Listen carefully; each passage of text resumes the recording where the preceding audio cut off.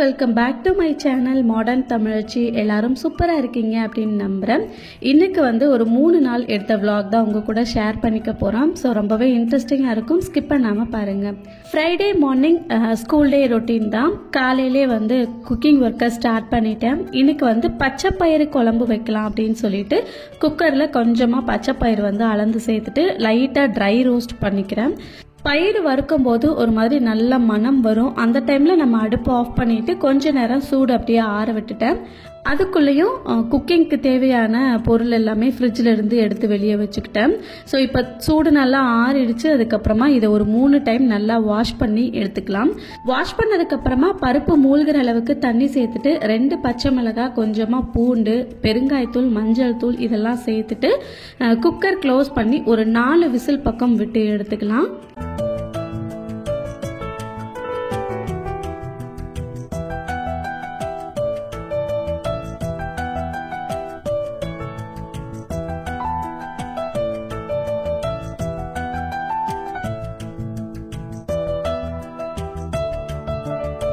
பருப்பு வெந்துட்டு இருக்க டைமில் அதுக்கு தேவையான வெங்காயம், தக்காளி எல்லாமே அரைச்சி ரெடியாக எடுத்து வச்சுக்கிட்டேன்.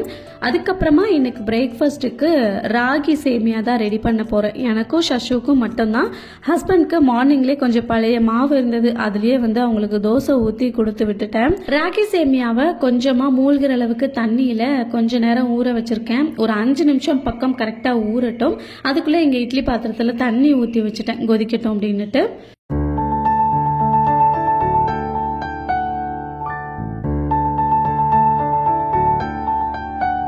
அந்த பேக்கில் பார்த்தீங்கன்னா 2 நிமிஷம் ஊற வைக்க சொல்லியிருக்கோம். ஆனால் வந்து 2 நிமிஷத்துக்கு பதிலாக நம்ம 5 நிமிஷம் ஊற வச்சோம் அப்படின்னா நல்லா பொழன்னு வெந்து வந்துடும்.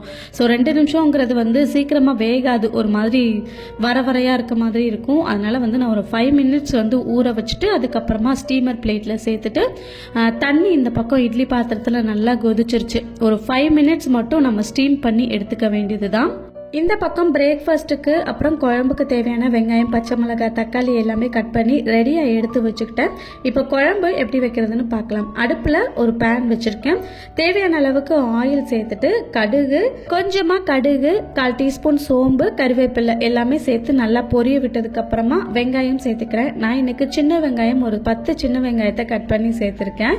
ஸோ வெங்காயம் நல்லா வந்து ஒரு சைடு வெந்துட்டுருக்கு. இந்த பக்கம் ஒரு 5 மினிட்ஸ்லேயே பார்த்தீங்கன்னா ராகி சேமியாவும் வெந்துருச்சு. இட்லி பாத்திரத்துக்குள்ளே இருந்ததுன்னா ரொம்ப ட்ரை ஆயிரும், அதனால எடுத்து வெளியில வச்சுக்கிறேன். இந்த பக்கம் வெங்காயம் நல்லா வதங்கிடுச்சு. இது நீல வாக்கில் கட் பண்ணி ஒரு தக்காளி சேர்த்துட்டு உப்பு, மஞ்சள் தூளாக சேர்த்து வதக்கணும்னா சீக்கிரமாக வதங்கிடும். ஸோ க்ளோஸ் பண்ணி ஒரு 5 நிமிஷம் மீடியம் ஃப்ளேம்லேயே விட்டுக்கலாம். அடுத்ததாக இந்த பக்கம் ராகி சேமியா பண்ணுறதுக்கு அடுப்பில் ஒரு பேன் வச்சுட்டு தேவையான அளவு ஆயில் சேர்த்துட்டு கடுகு, கடலைப்பருப்பு, உளுத்தப்பருப்பு, அப்புறமா பச்சை மிளகாய் இதெல்லாம் சேர்த்துக்கிறேன். கடுகு, கடலைப்பருப்பு நல்லா வந்து பொரியணும், அப்போ தான் நல்லா டேஸ்ட் இருக்கும். அப்புறம் சின்ன வெங்காயம் கட் பண்ணால் ஒரு 10 சின்ன வெங்காயத்தை சேர்த்துட்டு நல்லா மிக்ஸ் பண்ணி விட்டுக்கிறேன். அது வெந்துட்டு இருக்க டைம்குள்ளே பார்த்தீங்கன்னா இந்த பக்கம் தக்காளி நல்லா சாஃப்டாக வதங்கி வந்துடுச்சு. இதுக்கு தேவையான மசாலா தூள் ஐட்டம்லாம் சேர்த்துக்கலாம். நான் வந்து 1 டீஸ்பூன் வந்து மல்லித்தூள், 1 டீஸ்பூன் வரமிளகாத்தூள், 2 டீஸ்பூன் குழம்பு மிளகாத்தூள் இதெல்லாம் சேர்த்துருக்கேன். கடைசியாக கரம் மசாலா மட்டும் சேர்த்துக்கலாம். இப்போதைக்கு இந்த மசாலா சேர்த்து நல்லா மிக்ஸ் பண்ணிக்கலாம். மசாலா சேர்த்ததுக்கு அப்புறமா ரொம்ப ட்ரையாக இருக்கிறதுனால ஒரு 1/4 கிளாஸ் அளவுக்கு தண்ணி சேர்த்து நல்லா மிக்ஸ் பண்ணிட்டு மசாலா வாசனை போறதுக்காக க்ளோஸ் பண்ணி ஒரு 5 மினிட்ஸ் கொதிக்க விட்டுக்கலாம். இந்த பக்கம் பார்த்தீங்கன்னா வெங்காயம் நல்லா வதங்கிடுச்சு. இந்த ஸ்டேஜில் நம்ம ஸ்டீம் பண்ணி வச்சிருக்க அந்த ராகி சேமியாவை நல்லா உடச்சி உதிரியாக சேர்த்துக்கலாம். இதில் வந்து உப்பு ஆல்ரெடி சேர்த்துருக்க மாட்டாங்க. நம்ம வந்து இந்த ஸ்டேஜில் உப்பு லைட்டாக சேர்த்துட்டு நல்லா மீடியம் ஃப்ளேம்லேயே வச்சுட்டு மிக்ஸ் பண்ணிக்கிட்டே இருந்தோம்னா சூப்பராக ராகி சேமியா ரெடி ஆயிரும்.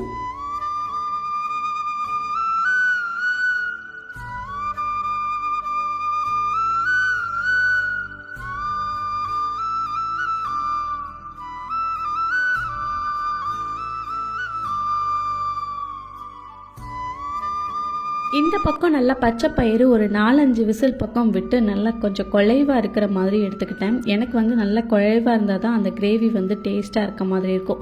அதனால் நல்லா குழைய விட்டு இதுக்கப்புறம் இங்கே வெங்காயம் தக்காளி நல்லா மசிஞ்சு வெந்துருச்சு. இந்த ஸ்டேஜில் நம்ம இந்த பருப்பையும் சேர்த்துட்டு, உங்களுக்கு குழம்பா வேணும் அப்படின்னா கொஞ்சம் அதிகமாகவே தண்ணி சேர்த்துக்கோங்க. எனக்கு கிரேவி மாதிரி இருந்தாலே போதும். அதனால் கொஞ்சமாக தண்ணி சேர்த்து மீடியம் ஃப்ளேமில் நல்லா கொதிக்க விட்டு 10 மினிட்ஸில் ஆஃப் பண்ணிட்டேன். குக்கிங் வேலை ஆல்மோஸ்ட் ஓவர்.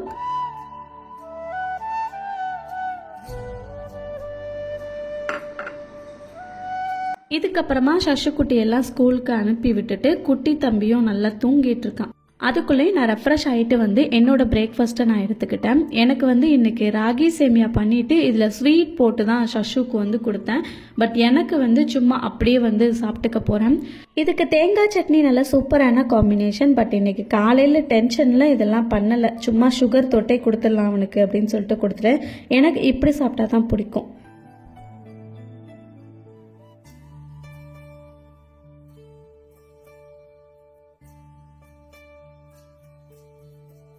பிரேக்ஃபாஸ்ட்டு சாப்பிட்டு முடிச்சதுக்கப்புறமா குட்டி தம்பி எழுந்திரிச்சிட்டாரு. ஸோ அதுக்கப்புறம் என்னோட டே ஃபுல்லாக அவன் கூட தான் போச்சு. அதுக்கப்புறம் ஆர்கானிக் பாத் பவுடர் பேக் பண்ணுற வேலை இருந்தது. அந்த வேலையை பார்த்துட்டு இன்றைக்கி டே ஃபுல்லாக அப்படியே போயிடுச்சு.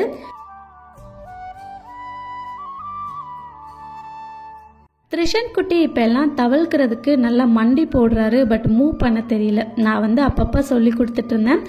சசுக்குட்டி இருந்தால் த்ரிஷன் குட்டிக்கு அந்த மாதிரி செஞ்சு காமி அப்படின்னா கொஞ்சம் நேரம் செஞ்சு காமிச்சிட்ருப்பான். கொஞ்சம் சேட்டையும் குட்டிக்கு ரொம்ப அதிகமாகிடுச்சு. ஒரு இடத்துல இருக்கிறதில்ல, வீடே வந்து சுற்றி வந்துட்டுருக்காரு. பட் இன்னும் வந்து தவழ்க்க ஸ்டார்ட் பண்ணலை. ஜஸ்ட்டு வந்து முட்டி போட்டு ஒரு ஸ்டெப் மட்டும் போகிறான். இந்த தவழ்கிற மூமெண்ட்லாம் எனக்கு இப்போ தான் ஃபஸ்ட்டு டைம். ஏன்னா சசுக்குட்டி வந்து தவக்கவே ஸ்டார்ட் பண்ணலை. அவர் வந்து குப்புரை விழுந்திருந்தார். டைரெக்டாக வந்து அப்படியே மூவ் பண்ணான். எந்திரிச்சு உட்கார ஆரம்பிச்சிட்டான். அதுக்கப்புறமா நடக்க ஆரம்பிச்சிட்டான். ஏன் அப்படின்னு கேட்டிங்கன்னா, அங்கே நம்ம ஊட்டியில் இருந்தோம் இல்லையா, ஸோ ரொம்ப கோல்டு அப்படிங்கிறதுனால அவனை வந்து ஃப்ளோரில் நான் போடவே இல்லை. ஃபுல் அண்ட் ஃபுல் வந்து பெட்லேயே வச்சு தான் வந்து டேக் கேர் பண்ணிக்கிட்டேன். ஸோ பெட்லேயே தான் விளையாடிட்டு இருப்பாரு. ஸோ அதை விட்டால் கொஞ்ச நேரம் பெட்டை விட்டு அப்படியே இறங்க ஸ்டார்ட் பண்ணி பெட்டை பிடிச்சி நடக்க ஆரம்பிச்சிட்டான். அதனால எங்களுக்கு அந்த ஒரு ஸ்வீட் மெமரிஸ் வந்து அவனுக்கு கொடுத்து வைக்கல. பட் இந்த குட்டிக்கு தான் வந்து அழகாக தவக்க ஆரம்பிக்கவும் அது ஒரு ஹாப்பினஸ்ஸாக இருக்குது.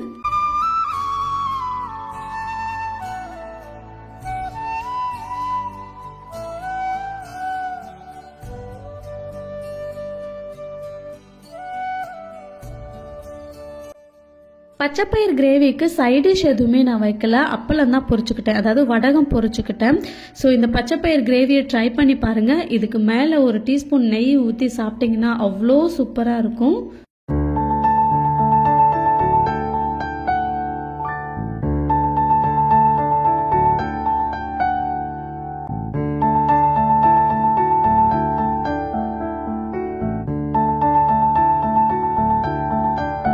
சசுவுக்கு நாளைக்கு ஸ்போர்ட்ஸ் டே வச்சுருக்காங்க ஸ்கூலில். அவனுக்கு ப்ராப்பராக ஷூஸ் எதுவுமே இல்லை. எல்லாமே வந்து சின்னதாகிடுச்சு, அதாவது பத்தாமல் போயிடுச்சு.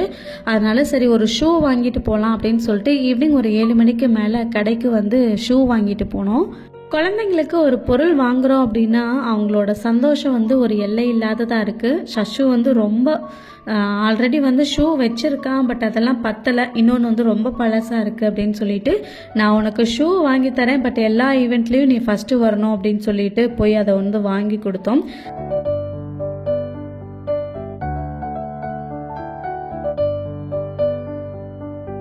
ஷூஸ்லாம் வாங்கிட்டு வர்ற வழியில் கொஞ்சம் வேலையெல்லாம் இருந்தது. அதை எல்லாத்தையுமே முடிச்சுட்டு வரதுக்கு டைம் 9:30 ஆயிடுச்சு.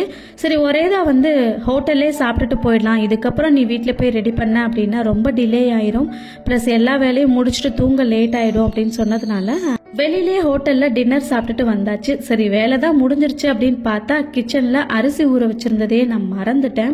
சரி ஒரு வழியாக இதை அரைக்கலாம் அப்படின்னு நினச்சிட்டு இருந்தேன். ஹஸ்பண்ட் வந்து நீ மார்னிங் அரைச்சிக்கோ அப்படின்னுட்டு இருந்தாங்க.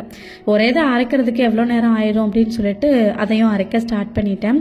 ஆப்பத்துக்கு தான் ஊற வச்சுருந்தேன். நிறைய பேர் ஷார்ட்ஸ் வீடியோவில் பார்த்துட்டு ஆப்பம் மெஷர்மெண்ட் கேட்டிருந்தீங்க. இதை பற்றி நான் டீட்டெயில்டாக ஒரு வீடியோ வந்து போஸ்ட் பண்ணியிருக்கேன். லிங்க் டிஸ்கிரிப்ஷனில் வைக்கிறேன், செக் பண்ணி பாருங்கள். இருந்தாலும் மெஷர்மெண்ட் இந்த வீடியோலேயே நான் சொல்லிடுறேன். 3 கப் அளவு பச்சரிசிக்கு 1 டீஸ்பூன் அளவு உளுந்து சேர்த்துருக்கேன், அதாவது 1 டேபிள் ஸ்பூன் அளவு சேர்த்துக்கோங்க. இது ரெண்டையுமே ஒன்னா சேர்த்து ஊற வச்சுக்கோங்க. ஒரு 4 டைம் நல்லா வாஷ் பண்ணிட்டு ஒரு 2ல இருந்து 3 மணி நேரம், பச்சரிசி தானே சீக்கிரமாவே ஊறிடும். நான் வந்து ஒரு 3 மணி நேரம் ஊறட்டும் அப்படின்னு வெயிட் பண்ணிட்டு மதியமே ஊற வச்சுட்டேன். பட் ரொம்ப நேரமே ஊறிடுச்சு. அதுக்கப்புறமா பாத்தீங்கன்னா ஒரு டேபிள் ஸ்பூன் அளவு மாவு ஜவ்வரிசி அரைக்கிறதுக்கு ஒரு அரை மணி நேரத்துக்கு முன்னாடி ஊற போட்டா போதும். ஸோ அதையும் ஊற வச்சுக்கலாம். இப்போ அரைக்கும் போது எல்லாத்தையுமே ஒன்னா சேர்த்து அரைச்சுக்கோங்க. அப்புறம் வந்து அரைக்கிறதுக்கு முன்னாடி மிக்ஸி ஜார்ல 1/2 கப் அளவு சாப்பாடு வடிச்ச சாதம், 1 கப் அளவு தேங்காய் துருவல், இது ரெண்டையும் வந்து நல்லா நைஸா அரைச்சு எடுத்துக்கிட்டு அதுக்கப்புறமா அரிசியையும் சேர்த்து அரைச்சு எடுத்துக்கோங்க. அவ்வளவுதான். ஸோ ஒரு 8 மணி நேரம் புளிக்க விட்டு நீங்க ஆப்பம் ஊட்டினீங்க அப்படின்னா நல்லா சாஃப்டா வரும். ஸோ மாவு ஜவ்வரிசி சேர்க்கும் போது பாத்தீங்கன்னா நல்லா சாஃப்டா கிடைக்கும். உங்களுக்கு ட்ரை பண்ணி பாருங்க.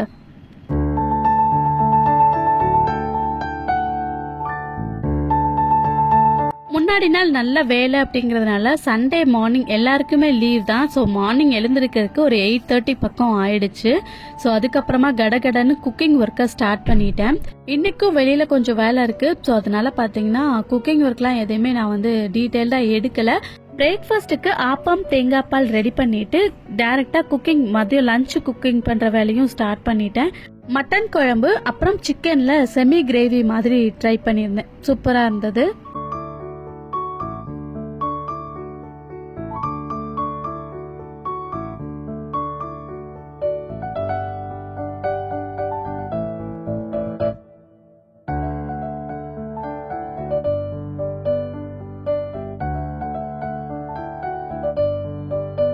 முன்னாடி நாள் ஈவினிங் டிமார்ட் போயிட்டு வந்திருந்தோம். ஸோ சாட்டர்டே ஈவினிங் விளாக்ல பார்த்துருக்க மாட்டீங்க. ஸோ அன்னைக்கு வந்து ஃபுல் டே வந்து டிமார்ட் போயிட்டு வந்துட்டு மற்ற வேலைகளை பார்க்கறதுக்கே எங்களுக்கு டைம் சரியா போயிடுச்சு. அதனால விளாக் எதுவுமே ஷூட் பண்ண முடியல. ஸோ அன்னைக்கு வாங்கிட்டு வந்த கிராசரிஸ் எல்லாத்தையுமே எடுத்து வச்சுட்டு பார்த்துட்டு இருந்தேன். த்ரிஷனுக்கும் சஷுக்கும் மக்கானா ரெடி பண்ணி கொடுக்கலாம் அப்படின்னு சொல்லிட்டு மக்கானா தான் வாங்கிட்டு வந்திருந்தேன். இதுல நல்ல ஹை புரோட்டீன் கண்டென்ட் இருக்கு. ஸோ அதனால குட்டிக்கு வந்து நல்ல சத்து மாவு மாதிரி ரெடி பண்ணி கொடுக்கலாம் அப்படின்னு சொல்லிட்டு வாங்கிட்டு வந்திருந்தேன். வழக்கம் போல வீட்டுக்கு தேவையான பொருள் எல்லாம், கிராசரிஸ் எல்லாம் வாங்கிட்டு எனக்கு கிச்சனுக்கு எதுக்கெல்லாம் தேவைப்படுமோ அந்த மாதிரி ஐட்டம்ஸும் 1-2 வாங்கிட்டு வந்திருந்தேன்.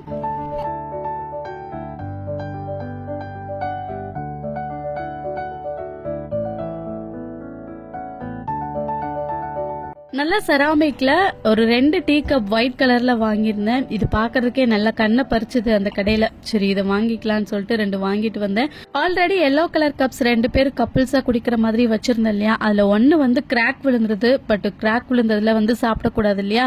ஸோ அதனால இந்த டைம் வந்து 2 வாங்கிட்டு வந்துட்டேன். அதுக்கப்புறமா இந்த ஃபிளவர் பாட் வைக்கிறதுக்கு ஹேங்கிங் ஃபிளவர் பாட் ஒன்று வாங்கியிருந்தேன். விண்டோல வச்சு மணி பிளான்ட் போட்டுக்கலாம் அப்படின்னு சொல்லிட்டு அதுக்கப்புறமா இந்த மாதிரி டிஸ்பென்சர் ஒன்று வாங்கியிருந்தேன். Soap dispenser. இது வந்து கிச்சனுக்கு ரொம்ப யூஸ்ஃபுல்லானது. வாங்கணும்னு நினைச்சிட்டே இருந்த ஒரு பொருள். கிச்சன்ல எப்பவுமே இந்த மாதிரி ஒரு பெரிய டப்பு ஒன்று வச்சிருப்பேன். எல்லா கிராசரிஸையும் வந்து அதுக்குள்ள போட்டுட்டு க்ளோஸ் பண்ணி வச்சிருவேன். எனக்கு எப்போ டைம் கிடைக்குதோ அப்போ வந்து கிராசரிஸ் எல்லாமே ரீஃபில் பண்ணி எடுத்து வச்சிருவேன். Puja items and toiletry items மட்டும் தனியா எடுத்துட்டு கிராசரி ஐட்டம்ஸ் மட்டும் அந்த டப்ல போட்டு கிச்சன்ல எடுத்து வச்சுட்டேன்.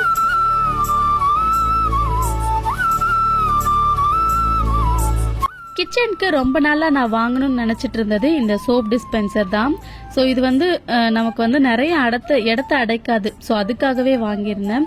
இந்த பாக்ஸில் வந்து கொஞ்சமாக நம்ம லிக்விட் ஊற்றிட்டு கொஞ்சம் தண்ணி ஊற்றி நல்லா மிக்ஸ் பண்ணிட்டு க்ளோஸ் பண்ணிட்டு அந்த ஸ்பாஞ்ச் வந்து நம்ம மேலே வச்சு ப்ரெஸ் பண்ணோம் அப்படின்னாலே வந்து அழகாக வந்து அந்த இது வந்துடும். சைடில் வந்து மாட்டிக்கிறதுக்கு ஒரு டிஸ்பென்சர் கொடுத்துருக்காங்க தனியாக. இதில் வந்து நம்ம கம்பி ஸ்க்ரப்பர் வந்து போட்டுக்கலாம். எனக்கு ஆல்ரெடி ரொம்ப சின்ன கிச்சன், அதுலயும் வந்து இந்த சிங்க்கும் அந்த பக்கத்துல அடுப்பும் வந்து பக்கத்துல இருக்கிறதுனால கொஞ்சம் மேனேஜ் பண்றதுக்கு கஷ்டமா இருந்தது. அதனாலே இது வாங்கணும்னு ரொம்ப நாளா நினைச்சிட்டு இருந்தேன். பட் டிமார்ட் போறப்பெல்லாம் மறந்துட்டு வந்துருவேன். இந்த டைம் வந்து மறக்காம எழுதி வச்சு வாங்கிட்டு வந்துட்டேன். லிக்விட் ஆல்ரெடி இந்த மாதிரி டப்பால போட்டு வச்சிருக்கேன். ஸ்க்ரப் தனியாவும் டப்பா தனியாவும் இருக்கிறதுனால பாத்தீங்கன்னா வெளியில எல்லாம் வந்து சோப்பு நேரம் தெரிக்கிற மாதிரி இருக்கும். பட் இப்படி வைக்கும் போது காம்பாக்டா இருக்கும் யூஸ் பண்றதுக்கு.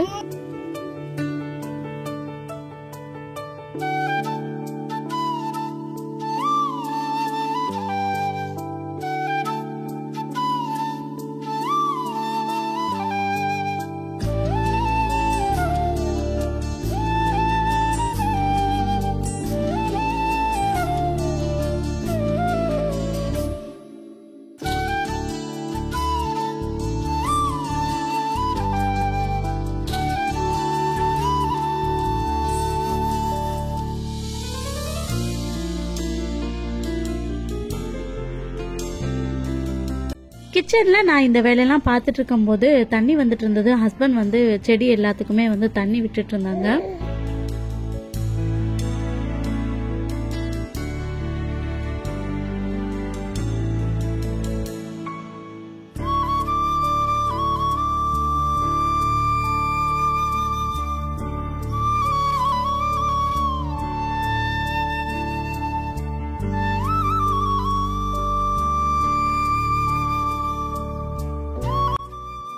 வெளியில அவுட்டிங் போறப்பெல்லாம் பேக்ல என்னக்கா வச்சிருக்கீங்க, பேபி எசென்ஷியல்ஸ் என்னென்ன எடுத்துட்டு போறீங்க அப்படின்னு ஒரு வீடியோ போட சொல்லியிருந்தீங்க. மோஸ்ட்லி ஸ்லிங் பேக் தான் வெளியில போறப்ப எடுத்துட்டு போறது. ஏன்னா இதுவே வந்து எனக்கு காம்பேக்டாவும் எல்லா திங்ஸும் வைக்கிறதுக்கும் கரெக்டா இருக்கும். இந்த பேக்ல 2 கம்பார்ட்மெண்ட் இருக்கு. அதுல ஃபர்ஸ்ட் ஒரு கம்பார்ட்மெண்ட்ல வந்து பேபிஸோட டயப்பர் 2 எடுத்திருக்கேன். அதுக்கப்புறமா அவனோட ட்ரெஸ் 1 எடுத்திருக்கேன், ஒரு செட்டு. அதுக்கப்புறமா பால் டப்பால வந்து தண்ணி ஊற்றி எடுத்துக்கிட்டேன். ஏன்னா மோஸ்ட்லி வந்து ஃபுட்டு அந்த அளவுக்கு வெளியில எடுத்துட்டேன், போனோடனே வந்துடும் இல்லையா, அதனால ஸோ தண்ணி ஊற்றி எடுத்துக்கிட்டேன். அதுக்கப்புறமா ஒரு குட்டி டவல் 1 எடுத்திருக்கேன். அப்புறம் சங்கு ஒரு எமர்ஜென்சிக்கு வேணும் அப்படிங்கறதுக்காக அதுவும் எடுத்திருக்கேன். ஏன்னா திரிஷன் குட்டி இப்போ வரைக்கும் பால் டப்பால தண்ணியோ பாலோ எதுவுமே குடிக்கல. அப்படி குடிக்கிறதுனா நான் வந்து இந்த சங்குல தான் கொடுத்துட்டு இருக்கேன். அதை ஒரு எமர்ஜென்சிக்கு எடுத்து வச்சுக்கிட்டேன்.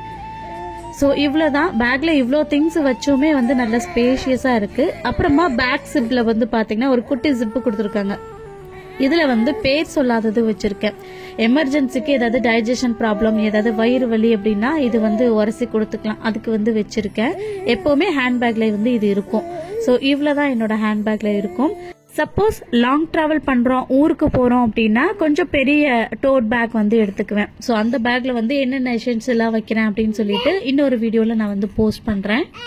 மோஸ்ட்லி எங்காவது வெளியில போறோம் அப்படின்னா கிளம்புற டைம்ல கரெக்டா வந்து நான் சாப்பாடு கொடுத்து தான் வந்து குட்டியை கூட்டிகிட்டே போவேன். அப்பதான் வந்து அவனுக்கு ஒரு 2 மணி நேரமாவது பசி இல்லாம இருக்கும். லாங் டிராவல் பண்றேன் அப்படின்னா இவனுக்கு ஏத்த மாதிரி ஃபுட்டு ரெடி பண்ணிக்குவேன். இது வந்து அடுத்த வீடியோல நான் உங்களுக்கு சொல்றேன் என்ன ரெடி பண்ணி எடுத்துட்டு போறேன் அப்படிங்கறத.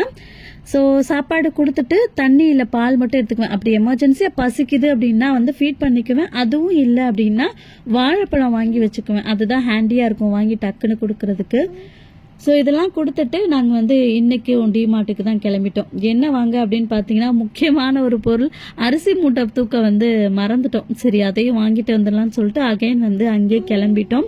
இன்னொரு வேலை, முக்கியமான வேலை இருந்தது. அந்த வேலையை முடிச்சுட்டு தான் நாங்கள் டிமார்ட்டுக்கே போனோம். இந்த வீடியோ உங்க எல்லாருக்குமே யூஸ்ஃபுல்லாக இருந்திருக்கும் அப்படின்னு நினைக்கிறேன். வீடியோ பிடிச்சிருந்ததுன்னா வீடியோக்கு ஒரு லைக் கொடுத்துட்டு சேனலை மறக்காம சப்ஸ்கிரைப் பண்ணிக்கோங்க. இதே மாதிரியே இன்னொரு vlogல மீட் பண்ணலாம். தேங்க்ஸ் ஃபார் வாட்சிங்.